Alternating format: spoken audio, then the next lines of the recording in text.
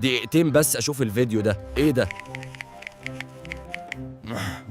نص ساعة عدت. ومش بس الوقت اللي ضاع، انت جسمك كله بيدفع التمن دلوقتي. يعني ايه يا دكتور؟ ده انا قاعد في الحمام عادي.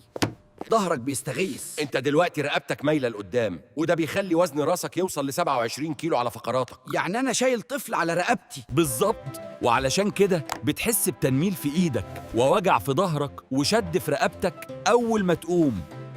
طيب ماشي، بس انا مرتاح. مستريح؟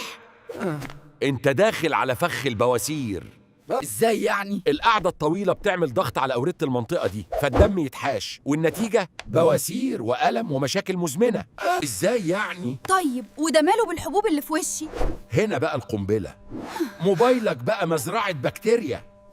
ايه؟ أول ما بتشد السيفون في حاجة اسمها تويلت بلوم، رذاذ مليان بكتيريا زي إي كولاي بيطير في الهواء ويستقر على موبايلك.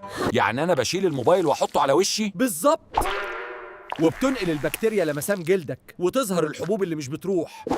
ده بروتوكول توازن للنظافة الذكية. أول حاجة قاعدة ال5 دقايق، لو خلصت قوم فوراً. ثانياً قبل السيفون اقفل الغطا كده، منعت إعصار البكتيريا. تالت حاجة اغسل إيدك كويس جداً قبل ما تطلع من الحمام. رابع حاجة امسح موبايلك بكحول 70%. نظف موبايلك، بشرتك تتحسن. خامس حاجة تمرين سريع بعد ما تخرج.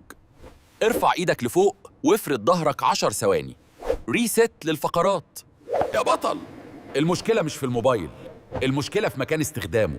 الحمام مكان تتخلص فيه من السموم، مش تجمعها. منشن صاحبك اللي بيقعد نص ساعة في الحمام واعمل سيف للفيديو علشان صحتك تبدأ من أبسط العادات.